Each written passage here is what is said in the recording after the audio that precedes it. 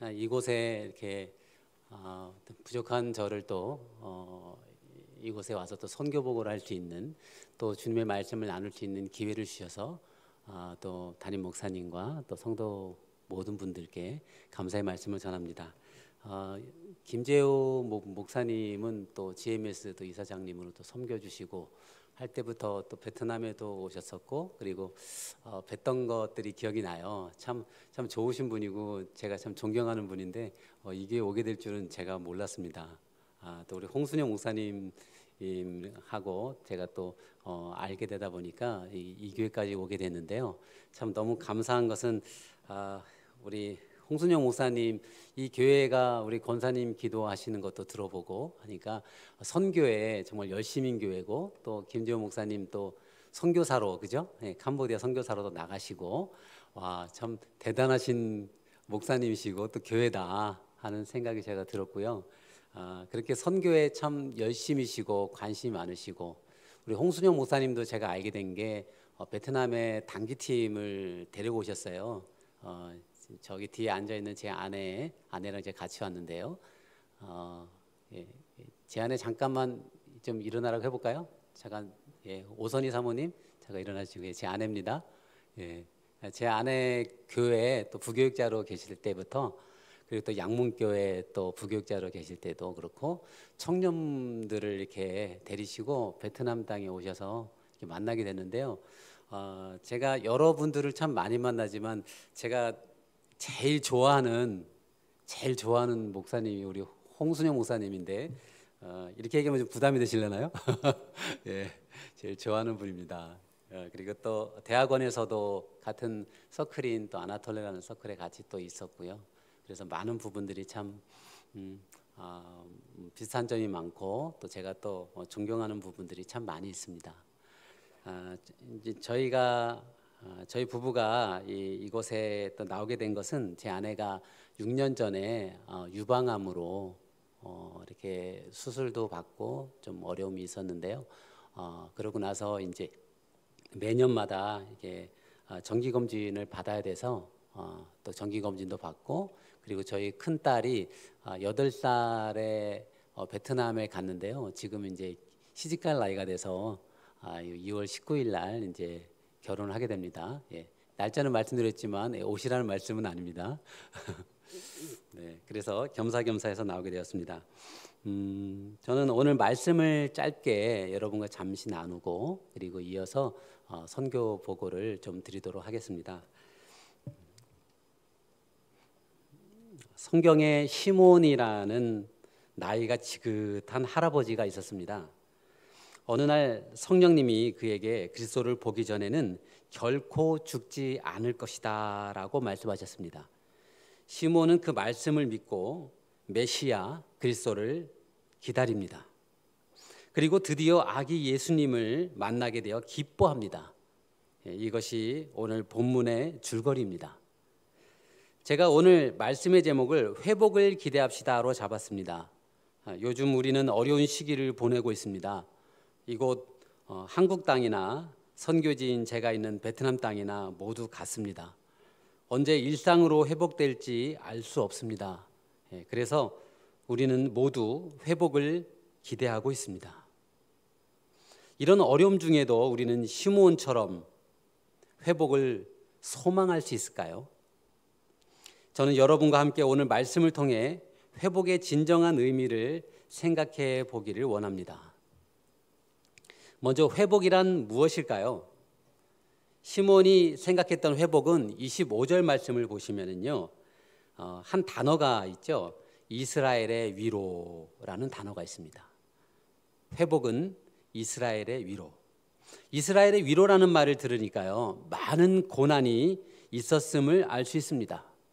어떤 고난이 있었기에 위로라는 말을 사용했을까요? 이스라엘 사람들은 지금도 다윗이 통치하던 찬란한 영광의 이스라엘을 소망하고 있습니다.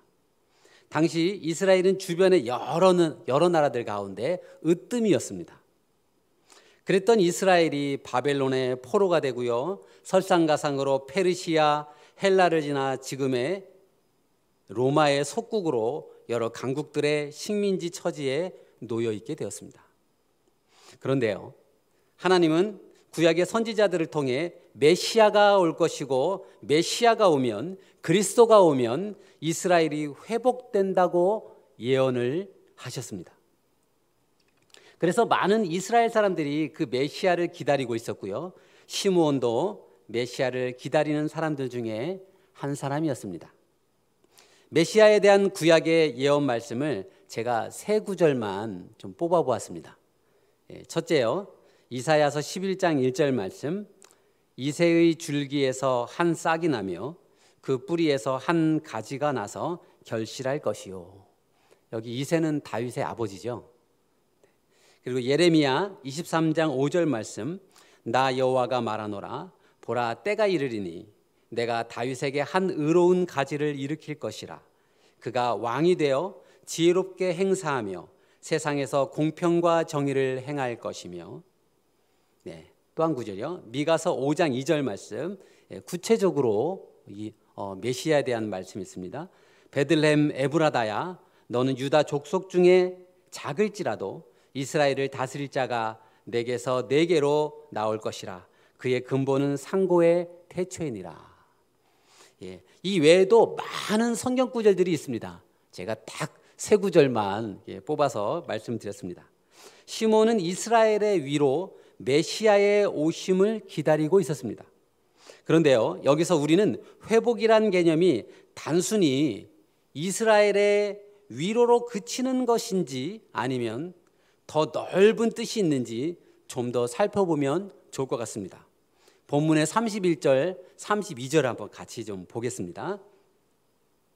31절, 32절 우리 한번 같이 읽어볼까요? 성경책 펴시고요. 31절, 32절 읽겠습니다. 시작. 이는 만민 앞에 예비하신 것이요 이방을 비추는 빛이요 주의 백성 이스라엘의 영광이니이다 하니. 아멘. 감사합니다. 31절에서요, 만민이란 단어가 나오고요, 또 32절에 이방이라는 단어가 나옵니다. 메시아가 오시는 것은 이스라엘만을 위한 위로가 아니고요, 만민을 위한 회복이라는 것입니다. 이방을 위한 회복이라는 것입니다. 이스라엘과 이방, 그러면 전체를 말하고 있죠. 전 세계를 말하고 있습니다. 따라서 전 세계를 위한 회복이라는 것입니다. 그리고 이스라엘에겐 영광이 된다고 기록하고 있습니다. 정리해 보면요, 메시아를 통한 회복은 전 세계가 회복되는 것을 의미하고 있습니다.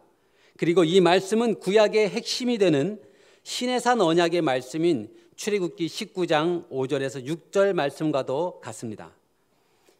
제가 한국에 와서요, 10일 격리를 하고요, 그리고 저희 새 신부인 저희 큰아이가 코로나에 걸렸어요. 그래가지고 또 7일을 제가 격리해서 여기 한국에 온 지 얼마 안 됐는데요, 17일을 격리를 했습니다. 되게 많이 했죠. 격리를 제가 하면서도 제가 물론 음성으로 다 나왔지만요, 격리를 하면서도 제가 집에서 베트남 현지에 있는 베트남 사람들하고 같이 성경 공부를 같이 했습니다. 성경이 읽어지네라는 성경 공부인데 혹시 아시는 분이 있을 것 같아서 말씀을 드립니다. 베트남 사람들에게 제가 구약에서 하나님의 가장 중요한 명령, 언약이 있는 성경은 모세오경이다 라고 제가 얘기를 해줍니다. 그리고 그 모세오경 중에서 핵심이 담겨져 있는 성경이 출애굽기다라고 얘기를 합니다. 그리고 출애굽기에서 가장 짧게 두 절만 함축을 한다면 19장 5절, 6절 말씀이다라고 제가 얘기를 합니다.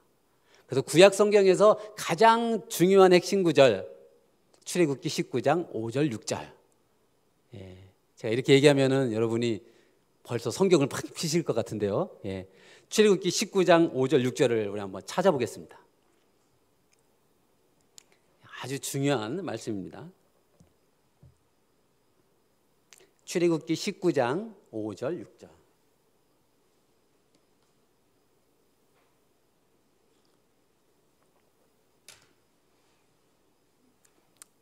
출애굽기 저 신약에 있습니다. 19장 5절 6절 말씀. 네, 다 찾으셨죠? 다른 교회보다 찾는 게 빠르시네요. 네, 감사합니다. 출애굽기 19장 5절 6절 말씀. 예, 우리 다 같이 한번 읽어보도록 하겠습니다. 시작. 세계가 다 내게 속하였나니 너희가 내 말을 잘 듣고 내 언약을 지키면 너희는 열국 중에서 내 소유가 되겠고 너희가 내게 대하여 제사장 나라가 되며 거룩한 백성이 되리라. 너는 이 말을 이스라엘 자손에게 고할지니라. 아멘. 예. 이 말씀은 두 구절이죠. 예. 한 단어로 함축을 하면은요, 이스라엘은 이방의 빛이 되는 제사장 나라가 된다는 말씀입니다.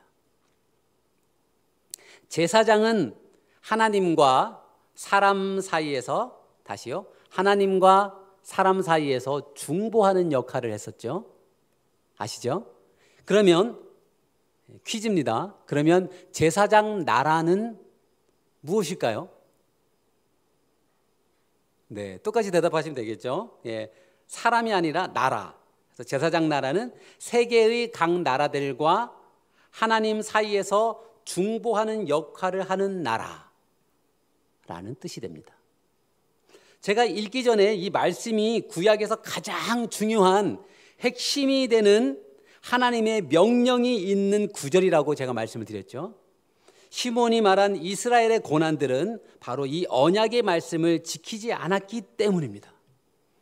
그래서 선지서에서 보면 포로로 붙잡혀가고요, 많은 고난을 겪게 됩니다. 그 말씀이 뭐라고요? 네, 제사장 나라의 역할을 못했기 때문입니다. 요즘 코로나로 인한 상태를 팬데믹이라고 하지요. 팬데믹이라는 뜻을 저는 베트남에서 왔기 때문에 한번 찾아봤습니다. 예, 한국말로 찾아봤더니요, 세계적으로 감염병이 대유행한 상태를 말한다고 합니다. 예, 세계적이란 말이 있습니다. 마찬가지로요, 하나님이 원하시는 회복, 그 회복은 이스라엘만을 위한 것이 아니고요, 전 세계 회복을 의미합니다. 그렇다면요, 하나님이 세계적으로 회복되기를 원하는 것은 무엇일까요? 어떻게 하면 온 세상이 회복될 수 있을까요? 네, 복음이 만민에게 전파되는 것, 전 세계에 복음이 전파되는 것, 바로 이 동산교회가 선교에 열정을 갖는 것처럼 그렇게 복음이 전 세계에 전파되는 것입니다. 그렇다면 하나님이 이 회복을 위해 우리에게, 우리 교회에게, 또 우리 나라에게 원하시는 것은 무엇일까요? 네, 우리나라가 제사장 나라가 되는 것입니다. 제사장 나라를 우리가 알기 쉽게 제가 쉬운 용어로 한번 바꿔보았습니다. 세계의 각 나라들과 하나님 사이에서 중보하는 역할을 하는 나라, 저는 제사장 나라를 선교하는 나라. 어떻습니까? 여러분도 제가 이렇게 바꿔보았는데 좀 마음에 드시나요? 예, 감사합니다. 마스크라서 제가 잘 모르지만 제가 보니까 지금 한두 분 정도는 제가 잘 이렇게 살짝 흔들어서 모르겠고요, 거의 다 흔드셨어요. 네, 동의해 주셔서 감사합니다. 예, 선교하는 나라. 예, 저는 우리 한국 교회가요, 선교하는 나라가 되었으면 좋겠습니다. 저는 감사합니다. 저는 이 교회가 선교하는 교회가 되었으면 좋겠습니다. 와, 더 커지시네요. 그러면요, 저는요, 여러분의 가정이 선교하는 가정이 되었으면 좋겠습니다. 예, 점점 커지시는군요. 예, 이 교회가 이런 교회군요. 저는 여러분 한 분 한 분이 선교하는 주님의 제자들처럼 되었으면 좋겠습니다. 감사합니다. 코로나로 전 세계가 어려움을 당하고 있습니다. 한국의 경우 수많은 교회들이 예배를 드리는데요, 많은 어려움을 겪고 있습니다. 그러나 그럼에도 불구하고 하나님은 우리가 위기에서만 벗어나는 것이 아니라 진정한 회복이 있기를 원하십니다. 설날이 지난 지 얼마 안 됐죠. 그래서 베트남 말로는 우리 서로 이렇게 만나면 쭉묵남머이라고 얘기합니다. 새해 복 많이 받으세요 라는 뜻이죠. 우리 베트남 사람도 복을 좋아하고요, 한국 사람도 복을 좋아합니다. 그리고요, 한국 사람 중에 예수님 믿는 사람 말고도 안 믿는 분들도 복을 엄청 좋아하십니다. 그런데요, 진짜 복, 그 복은 바로 무엇이냐? 복의 근원인 하나님이십니다. 그런데요, 그래서 우리가 좀 이렇게 표현할 수 있습니다.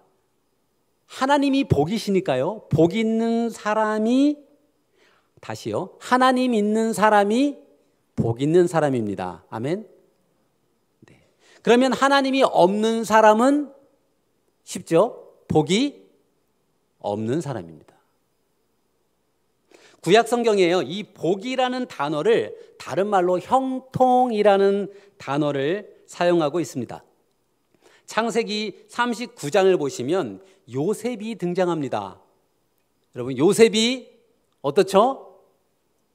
감옥에 갇힙니다.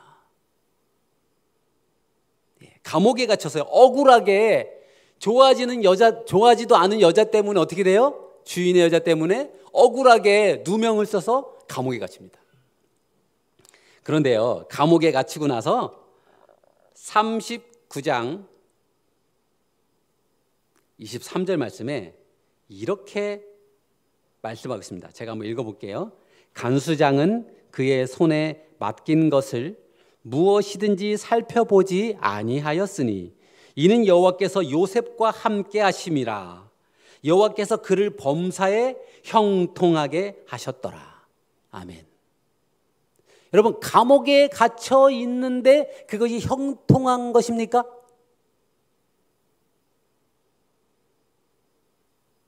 네. 하나님이 함께 하시기 때문에 형통한 것입니다. 다시요, 복이 있는 것입니다. 다시요, 어려움 중에 있어도 하나님과 함께 있으면 우리는 형통한 것이고요, 복된 사람입니다. 코로나건 기근이건 칼이건 전쟁이건 그 어떤 것도 우리를 그리스도 예수의 사랑에서 끊을 수가 없습니다. 우리는 크리스찬입니다. 아멘. 그래서 어렵다고요? 좀 전에 우리 홍 목사님이 이상수 선교사님이 왔기 때문에 2배로 오셨다고요? 감사합니다. 근데요, 저는 여러분이 정말 믿음 가운데 오셨다고 믿습니다. 어렵다고요? 아니요. 주님이 있는 것이요 진정한 복입니다. 요즘에 자꾸만 물질과 연관해서 물질이 있으면 복이고 경제가 잘 되면 복이라고 하는데요, 크리스찬은 그렇게 생각하지 않습니다. 크리스찬은 어떻게 생각하냐면 진짜 복은 하나님이 나와 함께 하신다, 임마누엘 하나님 되신다. 그래서 여러분 이 시간에 예배 온 거 아닙니까? 어려움 중에 있어도 하나님과 함께 있으면 우리는 요셉처럼 형통합니다. 코로나 상태라서 힘들다고 하는 사람들도 있습니다. 아니요. 우리는 그럼에도 불구하고 하나님, 아버지의 마음을 가지고 살아야 할, 아버지가 원하시는 회복이 무엇인지 그것을 찾는 저 산골짜기의 다윗처럼 아무도 인정하지 않는 사람 같고 심지어 그의 가족도 다 버려서 아무것도 아닌 것 같은 그 다윗이 산골짜기에 혼자서 양들과 마치 처박혀 있는 것처럼 있을지라도 하나님은 진정한 마음에 합당한 사람을 찾으시면서 누구 찾으십니까? 다윗을 찾으십니다. 왜요? 아버지의 마음, 주님의 마음을 갖고 있었기 때문입니다. 다시요, 하나님이 말씀하시는 회복은 그 나라에만 위기만 극복되는, 코로나만 극복되어지는 이런 것이 아니고요, 하나님이 원하시는 회복은 온 세상, 전 세계가 함께 복음으로 회복되어지는 바로 선교를 말씀하고 계십니다. 베트남에서 저는 현지인 어린이 합창단을 약 15년 전쯤에 세웠어요. 몇몇 7명 아이들하고 같이 세웠는데요. 그 아이들이 점점 잘하는 거예요. 그래서 대학 갈 나이가 됐어요. 그래서 대학을 들어갔어요. 그러고 났더니 이 아이들이 어른 합창단을 만들어 달라는 거예요. 그래서 어른 합창단이 또 생겼습니다. 그래서 어린이 합창단, 어른 합창단이 생겼습니다. 그리고 조금 지나니까요. 베트남에도 한국 분들이 있거든요. 한국 분들이 이걸 보시더니 우리도 좀 합창단을 만들고 싶다고. 그래서 그럼 그렇게 하자고. 그래서 합창단 3개를 하게 됐습니다. 근데 코로나로 인해서 어려져 가지고요. 모임을 할 수가 없게 되었어요. 그래서 온라인으로 다 예배를 드렸습니다. 제가 현지인들 온라인 예배로 드리고 있는데요. 문제가 생겼습니다. 저희 현지인들 합창 단원들 중에 코로나 양성이 나온 거예요. 1명 나오고 2명 나오고 3명 나오고 계속 나오는 거예요. 근데요, 베트남 병원에 문제가 생겼습니다. 의료 붕괴라고도 표현할 수도 있겠는데요. 한 병동에 4명이 들어갈 수 있습니다. 다시요. 병원에 한 방에 4인실 방이 있습니다. 그런데 그 4인실 방에 몇 명이 들어갈 수 있을까요? 베트남에서는 20명을 넣습니다. 확진자들 20명을 넣습니다. 20명을 넣었다가요, 인원이 더 늘어가지고요, 더 많이 늘려고 하다가 도저히 안 되겠다 그래서 그 다음에는 장소를 격리하는 데를 군부대 수용소처럼 군부대에 넣습니다. 군부대 안에서는요, 이 확진된 사람들이 다 모여 있는 거예요. 많은 사람들이 모여 있겠죠. 그런데 저희 미랄합창단 그 단원들도 거기에 가게 된 거예요. 거기 가서요, 어떻게 했겠습니까? 기도하고 찬양하고 있는데요. 제가 온라인으로 예배를 드리는데 핸드폰으로 들어온 거예요. 그러면서 예배를 하고 하는 거예요. 그래서 제가 아니 들어올 수 있어? 그랬더니요, 괜찮습니다. 여기는요 그렇게 상관한 사람들이 없습니다. 오히려 더 예배를 드릴 수 있습니다. 그래서 그런가 보다. 근데 그 다음 주가 됐습니다. 또 들어왔어요. 그래서 간증을 하고 싶대요. 그래서 간증을 해보라고 했습니다. 그랬더니 이 청년이 간증을 합니다. 자기가 들어와 가지고요, 처음에는 걱정이 돼서 기도하고 찬양하고 말씀 보고 하는데, 찬양을 하고 싶어서 찬양을 좀 큰 소리로 이렇게 찬양을 해도 아무도 뭐라는 사람이 없대요. 그렇게 찬양을 하는데 옆에 있는 사람이 기독교인이냐고. 여러분, 베트남은 0.5%가 기독교인입니다. 한 200만 정도 되는, 제가 시골 지방에 그 교회를 섬기고 있는데요. 그 교회들이 6개밖에 없습니다. 200만 정도인데, 그런데 한국은요 200만 정도면은 제가 볼 땐 대전, 강원도 정도 되겠네요. 강원도 정도 되는데 교회가 6개밖에 없다는 게 여러분 이해가 되십니까? 그런데요, 그렇게 기독교인이 없어요. 그런데 거기서 찬양을 하는데 주변에 있는 사람들이 기독교인이냐고 물어보는 거예요. 그렇다 그러면서 같이 모여가지고 사람들이 7명, 8명 모여가지고요, 찬양을 하기 시작합니다. 찬양을 팍 하고 기도하고 말씀 보고 하는데요, 이 사람들 마음에 무슨 마음이 생겼냐면 전도할 마음이 생기더라는 거예요. 그리고 어떻게 해요? 전도하기 시작을 합니다. 그리고 3명을 전도합니다.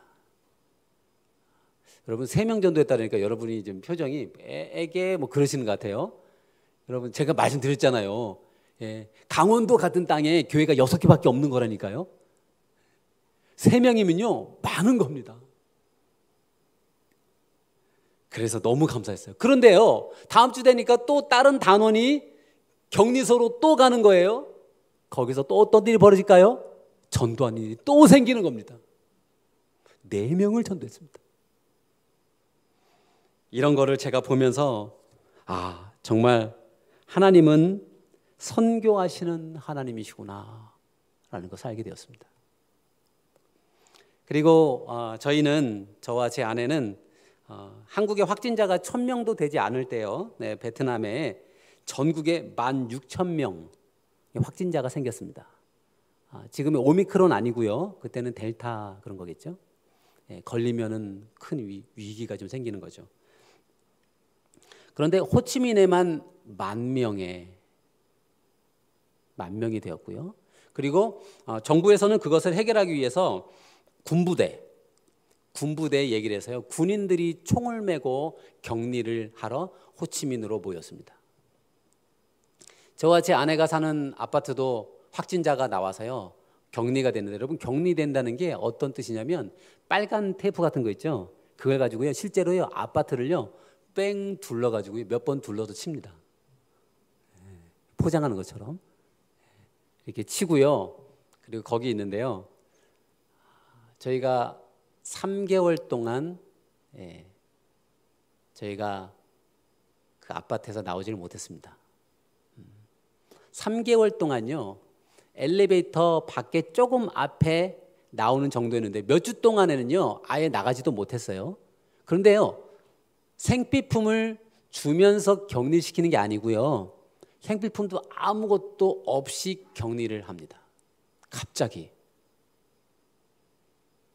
그리고요. 조금 있으면 우리가 PPT를 보겠지만 조그만 요만한 그 표를 주는데요. 그 표를 들고서 가정에 한 명씩, 대표 한 명이 일주일에 한 번 정도 엘리베이터 타고 내려서 그 바로 앞에서 표를 보여주고 어떻게 해요?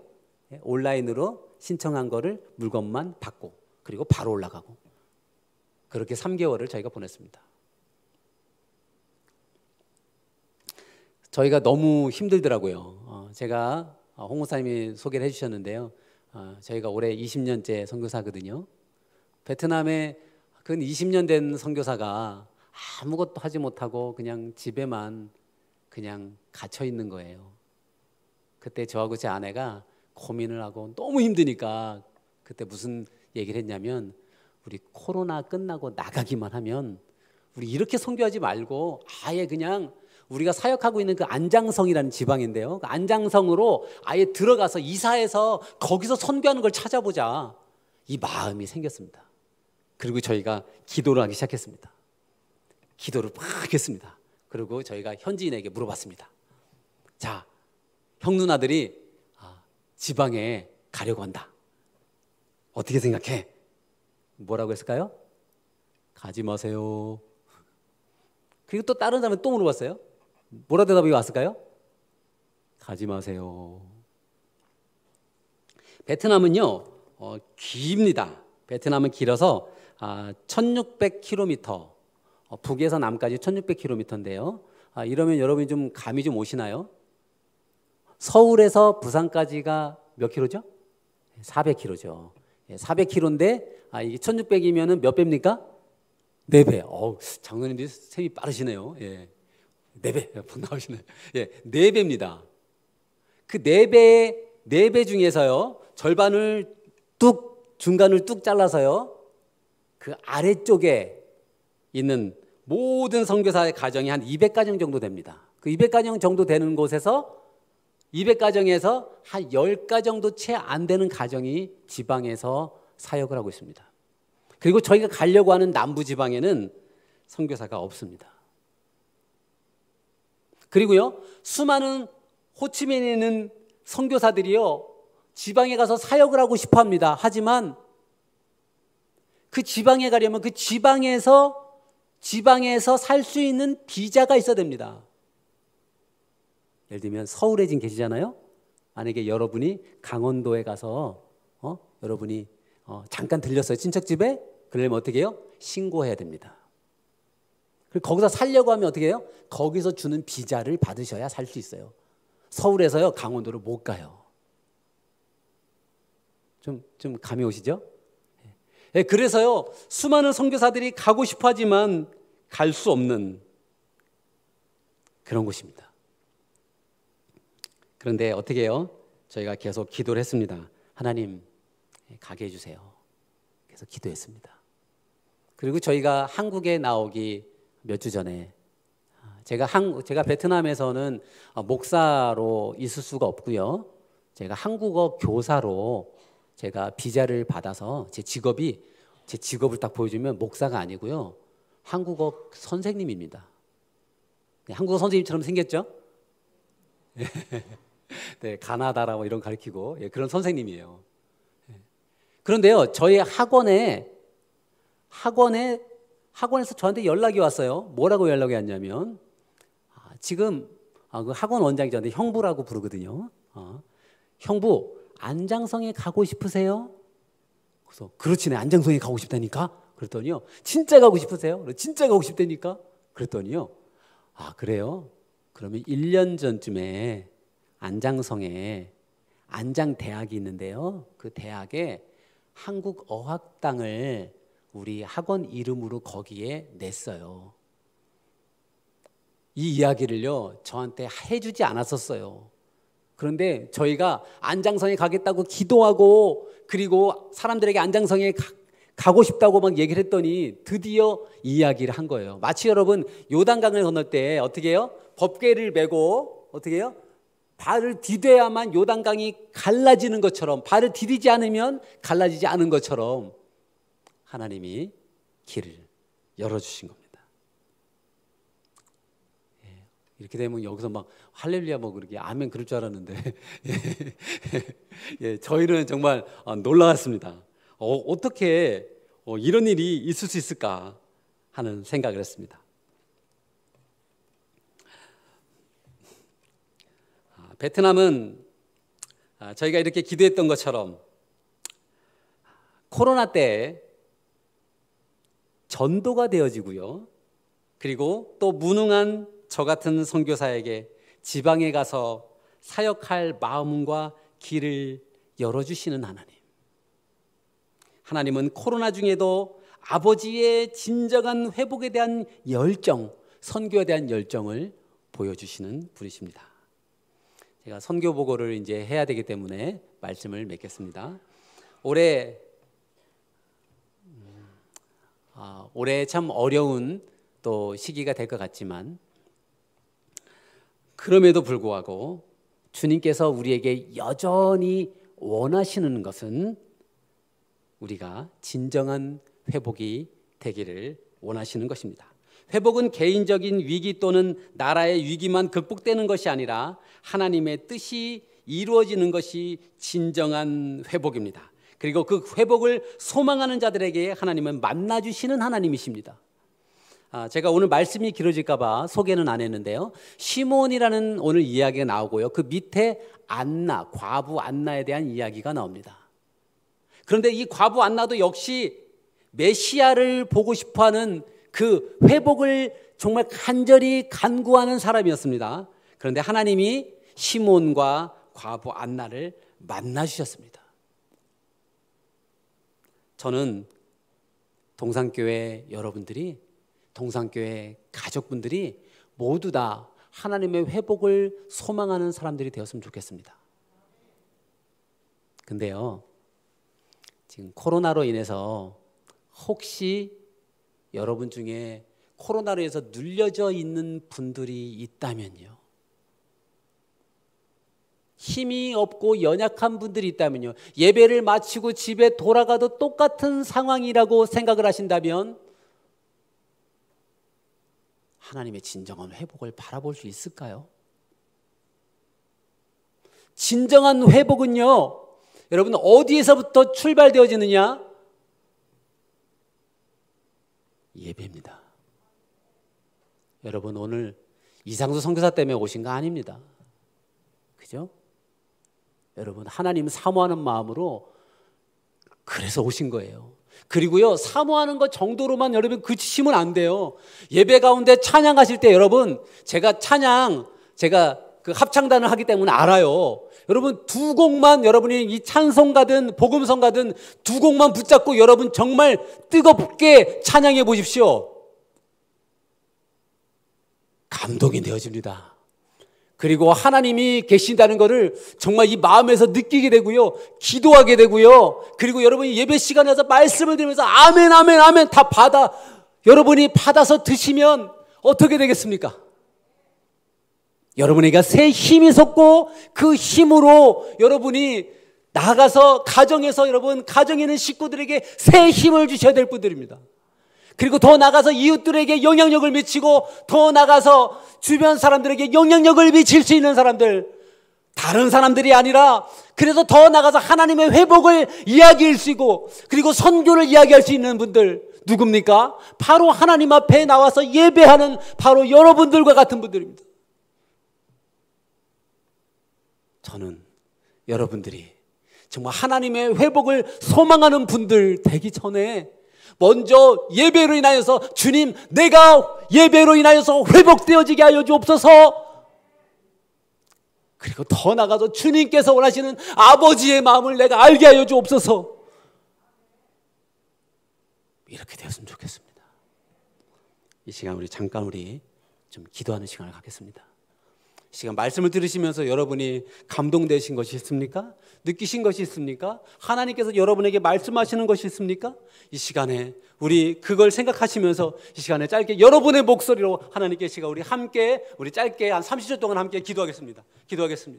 사랑과 은혜가 풍성하신 하나님 아버지, 주여 아버지 하나님, 주님께서 인도해 주셔서 주여 아버지 하나님, 주님의 은혜 가운데서 아버지 하나님의 주여 예배 가운데 주여 아버지 동상께 모든 그리스도 머리 가운데 주여 아버지 모두가 다 주여 마음과 주여 주님의 마음으로 아버지 하나님 예배하고 주여 주님의 마음으로 주여 내 마음이 뜨거워지고 아버지 흔들리지 아니하고 주여 십자가 튼튼히 붙잡고 아버지 변찮는 그 주님을 아버지 바라보고 주여 사람이 변하지 주님이 변하는 것이 아님을 주여 고백하고 주님 앞에 나가고 아버지 그렇게 아버지 하나님 주님 앞에 나가서 주님께 예배하고 더 나가서 주님 아버지의 마음을 가지고서 아버지 다윗과 같이 아버지 하나님 요셉과 같이 아버지 주님과 함께 아버지 동행하는 그런 자들이 될 수 있도록 아버지 인도하시고 붙잡아 주옵소서. 이 교회 가운데 주님께서 충만을 도와주옵소서.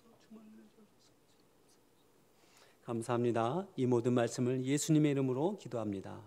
아멘. 이 시간 제가 잠깐 선교 보고 시간을 좀 드리도록 하겠습니다. 예, PPT를 좀 띄워주시고요. 혹시 목사님 이거는 아니죠? 예, 아니고 제가 말로 하면 되는 거죠? 예. 저기 사진에 보시면 왼쪽에 파란 옷 입고 있는 아이가 저희 큰 딸입니다. 이번에 결혼하게 될 딸이고요. 예, 그리고 가운데가 막내 아들, 그리고 여기 이제 가방 붙잡고 있는 아이가 둘째 아이입니다. 네, 저게 2003년 베트남에 처음 들어갈 때 저런 모습으로 제가 그때 34살이었거든요. 예, 저 때 들어갔었습니다. 네, 그리고요. 네, 근데 코로나로 인해서 이제 즐거운 격리 생활을 제가 적었는데요. 즐거운 격리 생활이라고 제가 붙였지만 어땠을지 좀 감이 좀 오시죠? 예, 격리를 3개월 동안 하고요. 그리고 이후에도 저희 아파트에 확진자가 한 명이 나오면은 베트남은 어떻게 하냐면 한국은 모르겠습니다. 베트남에서는 전체 마을 사람들이 다 나옵니다. 나와서 전수 검사를 받습니다. 그리고 조금 몇 주 지나서 또 확진자가 누가 또 나오면 어떻게 해요? 또 나가서 줄을 서고 어떻게 해요? 또 전수 검사 받습니다. 또 나오면 어떻게 해요? 또 나갑니다. 또 나가서 계속 이게 이렇게 반복되고 그랬던 것이 생각이 나고요. 하지만 참 그래도 슬기로운 격리 생활을 하려고 참 무던히 애썼습니다. 그리고요. 네, 아까 말씀드린 대로 경찰이 이렇게 총을 메고 나와서 이렇게 격리를 하는 장면이에요. 그래서 총을 들고 나와서 굉장히 무서움, 좀 그런 게 좀 느껴지고요. 그리고 아까 제가 말씀드린 표 있죠? 표가 바로 저 표입니다. 예, 저기 찢어지면 안 돼요. 저거를 잘 관리를 해야 되는 표였습니다. 그리고요. 예, 그렇지만 저희가 이대로 있을 수는 없잖아요. 예, 그 다음에요. 그래서 저 때는 이제 추석 때였는데요. 예, 그 베트남도 추석이 있어요. 그 추석은 어린이날처럼 이렇게 하는데요. 저 때 저희가 제 아내가 이제 저하고 얘기하기를 아이들이 제가 아까 말씀드린 것처럼 이게 봉쇄는 하지만 그 아파트 안에서는 막 그냥 다 있는 거예요. 구체적으로는 안 하고 밖에만 이렇게 하거든요. 그래서 아이들이 저희 현진 아파트이기 때문에 앞에 그 복도가 좁아요. 근데 거기서요 한 20명이 넘거든요. 저렇게 조그만 아이들이.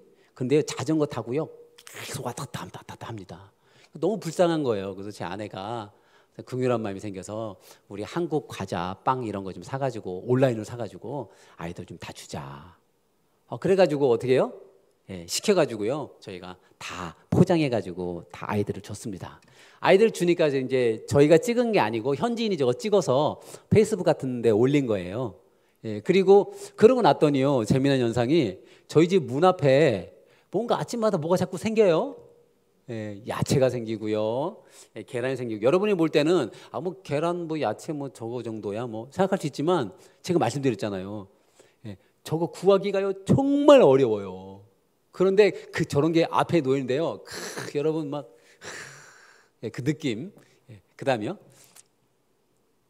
네, 이제 베트남에 제가 이제 지방의 안장성이라는 호치민에서 한 6시간 정도 떨어진 곳인데요. 예, 저곳에 저희가 저곳으로 이사하려고 생각하고 있는 건데요. 이제 별표가 호치민이고요. 그 아래가 안장성입니다. 예, 저기를 가야 되는데요. 그다음이요. 예, 문제는 이제 코로나로 길이 막혀서 저렇게 바리게이트를 쳐놨기 때문에 갈 수가 없어요. 예, 그다음에요. 예, 그래서 저희가 이제 고민한 것이 베트남 목사님들도 많이 어려운 상황이 있거든요. 제가 6교회가 있다 그랬죠. 6교회 목사님들이 그 교인들이 못 오기 때문에 베트남 같은 경우는 심하면 사회주의 국가, 사회주의 하면은 잘 모르실 수 있으니까 공산주의라고 하면 더 쉽게 이해가 되시죠. 예, 공산주의 국가이기 때문에 어떻게 해요? 예배 드리지 마 했는데 만약에 저기 이제 공인교회거든요. 공인교회라도 지금 코로나로 예배 드리지 마 했는데 예배 드리면 어떻게 해요? 붙잡아 갑니다. 예, 한국하고 좀 달라요. 예. 자, 그래서 그 목사님들이 교인들이 없잖아요. 그래서 생활비도 없으신 거예요. 그래서 저하고 제 아내가 목사님들 생활비 지원부터 우리가 하자. 그래서 생활비 지원을 또 먼저 하고 두 번째 또 하고 했더니 목사님들이 손편지로 이렇게 편지로 써주신 거예요. 저 내용을 알고 싶으신 분은 선교지에 오시면 알려드리겠습니다. 그다음이요. 네, 저 안장성 지역에서 가장 가난한 교회가 밀롱 교회인데요. 예, 그다음이요. 예, 저기 가운데 사진을 보시면 저기 푸대자루에 뭘 넣고 있죠. 저기 뭐냐면 어떤 분은 강아지요 그러더라고요. 강아지 아니고요. 예, 땡 틀렸습니다. 뭐냐면 돼지입니다. 예, 2개월 된 돼지입니다. 제가 이게 돼지라고 써놨거든요. 예. 예, 돼지인데요. 돼지를 푸대자루에 넣고요. 그리고 맨 아래 사진에 보시면 리어카 같은 그런 것에다가 싣고 오토바이 연결해가지고 어떻게 해요? 이렇게 싣고 농길을 가서 집집마다 이렇게 전달해 주는 거예요. 예, 그러면 이제 우리가 있는 분들은 우리에다 넣어놓고 저희가 1년에 그 사료비와 1년치 사료비와 그리고 새끼 돼지 2개월 된 새끼 돼지 2마리를 저희가 이렇게 주면 잘 키워서 1년 후에 어미돼지가 되고 새끼를 낳으면 새끼 2마리를 다시 저희에게 돌려주는 조건입니다. 예, 재밌겠죠? 예, 그렇게 해서 하고 있는데요. 어떤 분은 여기 보면 돼지가 많아요. 2마리가 아니네요. 당연하죠. 저분들은 사료비를 돼지로 다 사겠다고 해서 돼지로 다 사신 분들입니다. 어떻게 하든지 간에 저희는 1년 후에 새끼 돼지 2마리면 됩니다. 그런 프로젝트인데요. 온라인으로 저희가 비록 가지는 못했지만 온라인으로 이 사역을 진행했습니다. 그리고요. 예, 그리고 저희가 이제 매년마다 한 5집에서 10집 정도를 사랑의 집을 지어주고 있습니다. 그런데 2022년 첫 번째로 지어지는 집의 주인공은 저 청년인데요. 저 청년은 고아예요. 고아인데 이 청년이 그 다른 집에서 이렇게 집집마다 이렇게 잠자고 하면서 먹고 자고 이렇게 하면서 돈을 모아가지고요 땅을 샀습니다. 근데 집이 없어요. 예, 그래서 제가 감동이 돼가지고 제가 집을 짓도록 그래서 첫 번째 2022년 1호 사랑의 집입니다. 그리고요 두 번째 집은 저분은 기독교인이 아닙니다. 저는 베트남은 여러분이 생각할 때 교회를 우리가 지어서 사역할 수 있고 교회 개척 근데 그게 안 되는 곳입니다. 베트남은 어떻게 해야 되냐면 교회에 어떻게 해요? 교회와 정부 관계자가 같이 연합으로 해서 교회가 사회사업을 구제사역을 할 수 있게 해주면 정부 관계자와 주변 사람들이 감동이 되어져서 교회를 오게 되고 그러다면 수가 많아지면 어떻게 해요? 교회를 세우게 되는 이런 형식입니다. 그래서 제가 베트남 목사님과 정부 관계자를 같이 만나서 하는데요. 그래서 아까는 교회 청년을 그 사랑의 집을 도와줬지만 이번에는 어떻게 해요? 예수 안 믿는 정부 관계자가 뽑은 사람을 사랑의 집을 지어주는데 이 집이 점점 이렇게 비가 오면 무너지고 있어서 이 집을 선정을 했습니다. 그리고요. 그리고 이제 사랑의 쌀인데요. 베트남은 산모작을 한다는 거를 많은 분들이 아세요. 근데 산모작을 하는데 쌀이 없어요? 라고 질문하시는 분들이 있어서 베트남은요 설날이 되면요 건기입니다. 비가 안 와요. 그리고요 저 일하는 사람들은요 처음엔 자기 땅이었다가 돈이 없으니까 아이 대학 보내기 위해서 어떻게 해요? 땅을 팝니다. 그래서 스스로 소장농이 됩니다. 그래서 자기 땅이 아니에요. 그래서 쌀을 농사를 해도 그 쌀은 자기 게 아닙니다. 주인이 따로 있습니다. 그러니까 이 사람들은 건기에다가 자기 땅도 아니고 하니까 결국은요 쌀이 없어서 쌀을 못 먹게 되는 그런 상황이 돼서 사랑의 쌀을 저희가 100가정, 200가정 설날이 되면 이렇게 정부 관계자들 보통 200가정을 하면 160가정은 예수 안 믿는 사람들, 40가정은 예수 믿는 가정들 이렇게 도와주고 있습니다. 그리고요, 그리고 누이삽교회라는 곳도 있는데요. 이것도요, 넘겨보시면 제일 중요한 것은 사역이 중요한 것이 아니고요. 베트남 목사님하고요 이야기를 많이 해서 그 선교사가 하고 싶어하는 거를 막 하는 게 선교가 아니고요. 현지 교회 목사님들이 원하는 것, 현지인들이 원하는 거를 도와주는 게 선교입니다. 그런데요, 그렇게 하기 위해서는 얘기를 많이 해야 돼요. 얘기를 많이. 여기 보시면 왼쪽 사진은 제가 직접 가서 만나서 얘기한 사진이고요. 오른쪽 사진은요, 제가 인터넷으로 한 사진인데요. 여러분 아시나요? 그 어르신들은요, 아무리 이걸 좀 이렇게 띄고 이렇게 하라고 그래도 자꾸만 이걸 이렇게 대고 하셔가지고 아무리 찍어도 저렇게 나오는 거예요. 그래서 좀 이해를 해주시고요. 그 다음에요. 이곳에도 이제 사랑의 쌀을 이렇게 행사를 작년 11월에 했는데요. 사모님이 지금 직접 포장하시는 거예요. 코로나라서 사람들이 잘 없어서요. 저렇게 100가정, 200가정 포장을 하는데요. 저 포장 내용은 뭐냐면 쌀이 보이시죠? 쌀이 10kg에 한국 돈으로 5,000원 정도 합니다. 되게 싸죠? 한국은 얼마인지 모르겠습니다. 그리고요, 저기 비닐봉지에 담겨져 있는 거는 뭐냐면 식용유, 간장, 그런 거 있죠? 소금, 이런 거, 그런 거를 이렇게 포장한 것입니다. 그렇게 해서요. 그 다음에요. 코로나 상황이기 때문에 사람들이 예전에는요, 교회로 모이거나 아니면 주민센터 같은 데 앞에 다 모였는데요. 모일 수가 없어요. 그래서 어떻게 해요? 교회 집사님이나 장로님들이 저기 오토바이를 여러분 우습게 보지 마십시오. 자가용입니다. 그래서 오토바이 자가용을 타고요, 쌀을 싣고 선물을 싣고 집집마다 100가정, 200가정을 다 나눠주는 그런 장면입니다. 그러면 저 할머니하고 아이 같은 아이가 받아 좋아하죠. 그 다음에요. 그 다음에 이제 지금 제가 대화를 많이 한다고 했던 이렇게 사진 찍으셨던 그 목사님이 올해 1월 달부터 저 쩌우독이라는 교회로 가시는데 저기는 캄보디아 국경 김재호 목사님 하면 안 되죠. 이제 선교사님이죠. 김재호 선교사님. 그 땅 옆에 있는 그곳이 바로 저 쩌우독 교회인데요. 저 교회는 불교가 캄보디아 불교, 중국 불교, 베트남 불교, 그다음에 원불교, 그리고 또 이단 불교 있거든요. 이단들 불교가 있는데요. 저 교회는 2대째 맡는 목사님이 갑자기 행방불명이 됐어요. 사람들의 말에 의하면 산으로 끌려갔다는 말이 있고요. 끌려가서 어떻게 됐냐면 돌아오지 않았어요. 결국은 그 말은 뭐냐면 산에 끌려가서 불교 이단들이 어떻게 해요? 패서 때려서 죽였다는 이야기가 있습니다. 그렇게 불교가 센 곳인데요. 그러다 보니까 100년 됐거든요. 교회가 100년 됐는데요. 교회 성도가 얼마 없습니다. 그리고 저 교회가 또 다른 교회가 또 생겨야 되잖아요. 저 한 교회밖에 없습니다. 그런 교회입니다. 그런 교회로 지금 이제 안장성의 아까 이제 노회장 목사님 같은 교회죠. 여섯 교회밖에 없지만 그래도 노회장님이에요.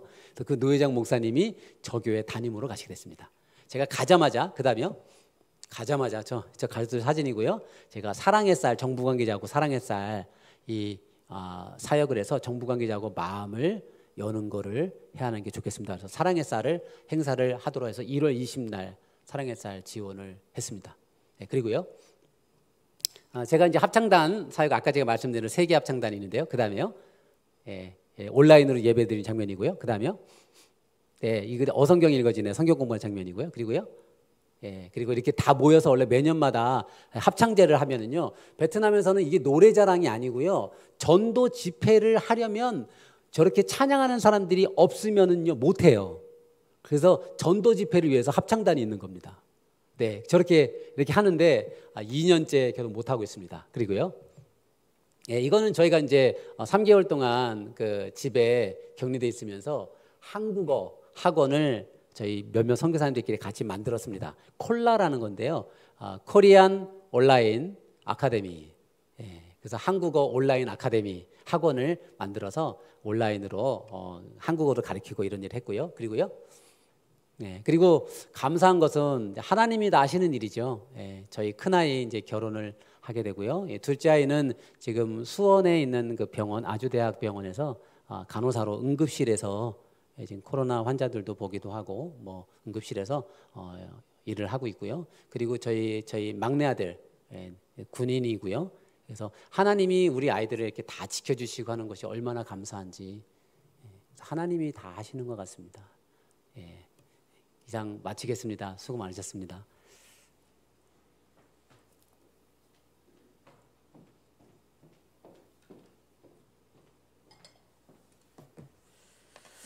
예, 우리 이 시간 잠깐 선교사님을 위해서 기도하는 시간을 가지겠습니다. 우리 베트남에서 선교를 하시는데 이 귀한 사역들 잘 감당하시고 앞으로도 이제 안장성이죠. 예, 가셔서 다들 대도시에 이렇게 중심으로 있는데 시골로 가시는 겁니다. 그래서 가서 시골에 있는 교회를 사역하고 돕기 위해서 가시는데 그 앞길 선하게 열려질 수 있도록 그렇게 짧게, 지금 시간이 좀 많이 지났으니까 시간 짧게 건강을 위해서, 사역을 위해서 잠깐 기도하도록 하겠습니다.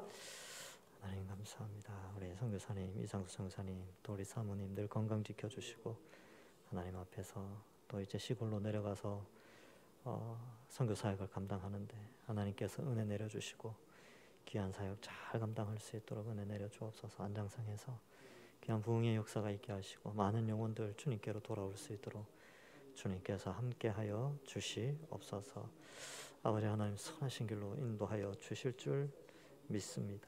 주님께서 함께하소서. 하나님 아버지 은혜를 감사합니다. 우리 이상수 선교사님, 오선희 선교사님 잠시 한국에 들어와서 또 이렇게 선교 보고하고 말씀 함께 나눌 수 있도록 은혜 내려주시니 감사합니다. 하나님 남은 생애 동안, 남은 사역의 기간 동안 하나님께서 우리 이상수 선교사님 가정을 지켜주시고 그 사역의 앞길을 선하게 열어주셔서 또 그 사역의 열매들로 또 하나님께 영광 돌릴 수 있도록 축복하여 주옵소서. 몸 건강하실 수 있도록 두 분 더욱더 강건케 하시고 또 귀한 자녀들 어느 길로 가든지 하나님께서 선하게 그 앞길을 열어 주시옵소서. 그리하여 베트남 땅에 정말 하나의 미랄이 되어서 많은 영혼을 구원하는 귀한 사역 잘 감당하실 수 있도록 축복하여 주옵소서. 감사드리옵고 예수님의 이름으로 기도하옵나이다. 아멘.